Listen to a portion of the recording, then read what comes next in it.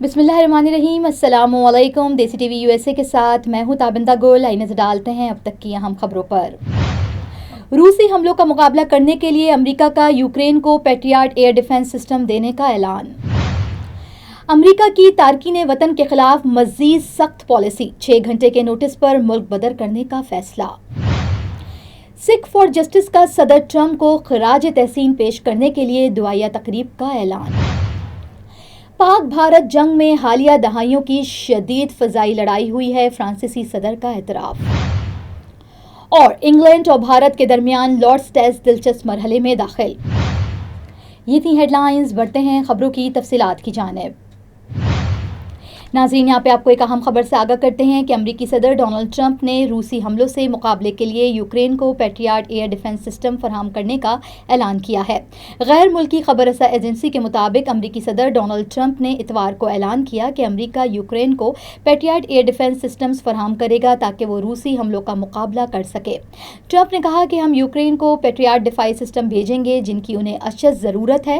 Trump کے مطابق یہ ہتھیار ایک نئے معاہدے کے تحت یوکرین کو بھیجے جائیں گے جس کے تحت نیٹو کچھ ہتھیاروں کی قیمت امریکہ کو ادا کرے گا۔ ناظرین، آگے بڑھتے ہیں اور آپ کو بتاتے ہیں کہ امریکہ نے مہاجرین کو اب صرف 6 گھنٹے کے نوٹس پر ملک بدر کرنے کا فیصلہ کیا ہے، جس کے بعد ان افراد کو فوری طور پر ان کے اپنے ممالک یا دیگر ممالک میں بھیجنے کی کارروائی کی جا سکے گی۔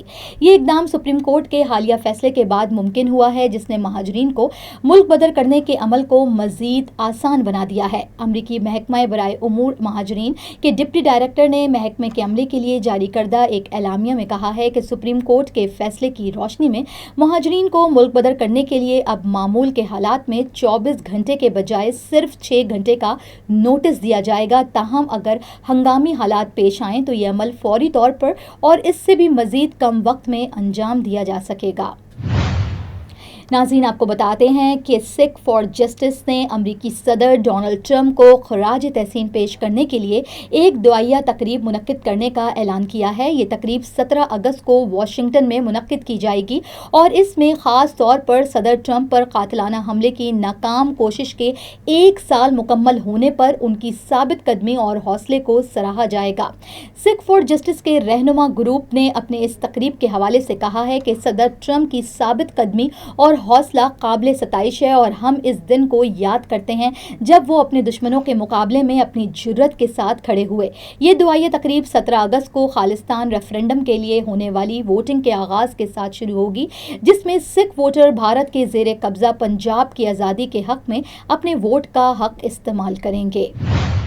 ناظرین، آگے بڑھتے ہیں اور آپ کو یہاں پہ بتاتے ہیں کہ فرانسیسی صدر ایمانوئل میکرون نے مئی میں ہونے والی پاک بھارت جنگ کو حالیہ دہائیوں کی سب سے شدید فضائی لڑائی قرار دے دیا ہے۔ غیر ملکی میڈیا رپورٹس کے مطابق صدر میکرون نے گزشتہ روز فرانس کے دفاعی اخراجات میں اضافے کا اعلان کیا ہے۔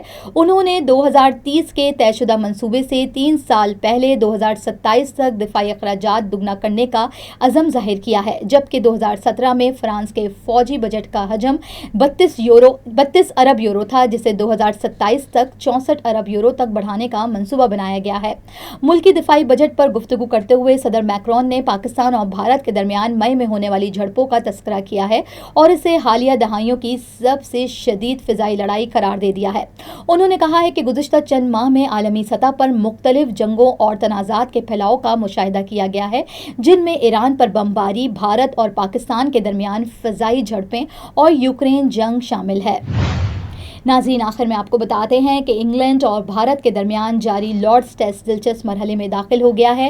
میزبان انگلینڈ اور بھارت کے درمیان 5 میچز کی سیریز کا تیسرا ٹیسٹ لارڈز میں جاری ہے، جہاں میچ کے 4 دن کا کھیل ختم ہو گیا ہے اور اب آخری دن کا میچ کا فیصلہ ہوگا۔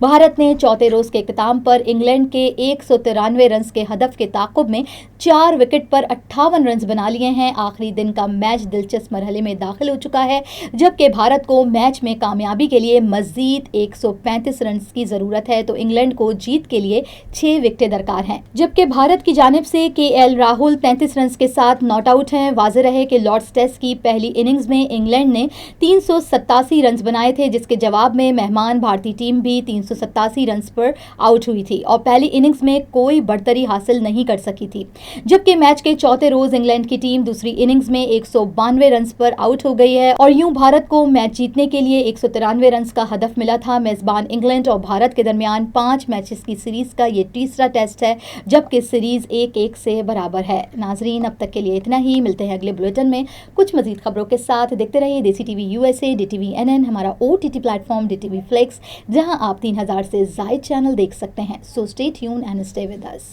Neurological care is a pressing healthcare challenge in Pakistan. That's why Helping Hand USA is building Kind R, a world-class hospital with 130-plus clinics that is set to establish new standards for neurological care in Pakistan. As the first phase nears completion, anticipation is growing for the launch in the second half of 2025. Give zakat and sadaqah through Helping Hand USA today and join this historic endeavor to redefine future healthcare in Pakistan.